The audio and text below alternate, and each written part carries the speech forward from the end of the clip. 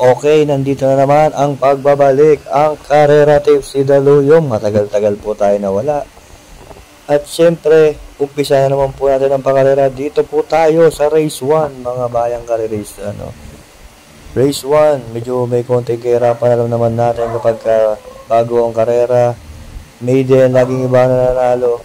Sir Aladdin, super mega outstanding nakaraan, natalo, no?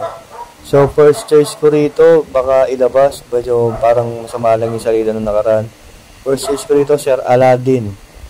Second choice ko na rin dito yung numero 3 na si High Maintenance. 13-3, mga panelista. Race 2 po tayo, solo ko na, walang kakupas-kupas. My favorite horse, Stebel, nasasaka ni John Alvin Gusi. Medyo mababa na rin sa laban, no? First choice, Stebel. Second choice ko rito, kapag nilabas, pwedeng momento. Itong numero 1 si Rule the World. So, first choice, Stebel. Second choice ko, Rule the World. Panaraseno ko rin dito yung numero 8 na si Hills Magic. So, 2-1-6 po tayo. Race 3 na po tayo. Hindi ko na rin patatagalin. Dito ako sa kalawak numero 6 sa si Grand Laughter. Last time po, medyo maganda na yung tinakbo niya. Medyo mabigat lang yung kanyang kalaban. So, dito parang kaya niya na to. First pick, Grand Laughter. Second choice ko na rin dito. Ang kabayo ni Big Boss Jessica Ring Melody. Pag nilabas, baka pwedeng umabol, no? Pero pwedeng patigundo lang. Pero dito, first choice ko, Grand Laughter. Second choice ko, Karing Melody. At panasero ko dito yung numero 1 na si Cole Digger. So, race 4 po tayo, mga bayang karerista, no? First choice ko rito, kapag nilabas, dito ako sa numero 7 na si Top Romance sa Candiel Camanyero. At second choice ko na rin dito yung mayamado sa ating Karate, itong numero 5 sa Princess Belle. So, mabilis lang tayo. Dito ako numero 7, Top Romance. Second choice ko rito si Princess Belle. At pwede kong panasero dito yung kalawak numero 4 na si Jersey Crown. So, lipat po tayo sa ating race 5, mga bayang karerista.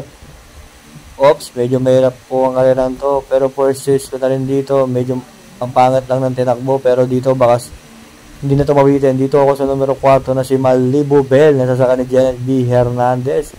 Second choice ko na rin dito. Itong numero 8 na si Munich. Nasasaka ni Ramos. At panarsero ko dito yung numero 6 na si Winters Ferry. First choice, Malibu Bell. Second choice, Munich. At third choice, Winter's Fury. At race 6 po tayo. Last daily double. Dito na rin po ako sa numero 6 na si Professor Jones. Medyo, hindi ko alam kung bihay yung tinakbo nito nakaraan. No? Pinauna niya na si Ivan. So, first choice ko rito. First choice, numero 6, Professor Jones. Second choice ko na rin dito yung dirimaning abay si Golden Jaraywa.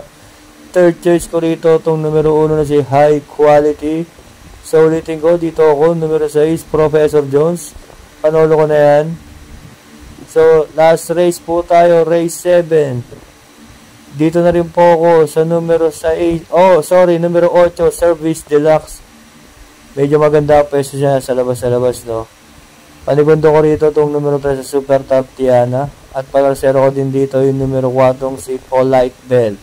First choice, Service Deluxe. Pag nakapanood ng bakbakan sa harapan, sa Luciani, Super Tatiana at Hang Loose. At pwede na momento dito numero 8 yung Service Deluxe. Okay, natapos na dito mga ating kwentuhan. Kung bago lang kayo sa aking page, i-click nyo lang at i-subscribe ang Karera Tips ni Daluyong. Good luck po at paalam.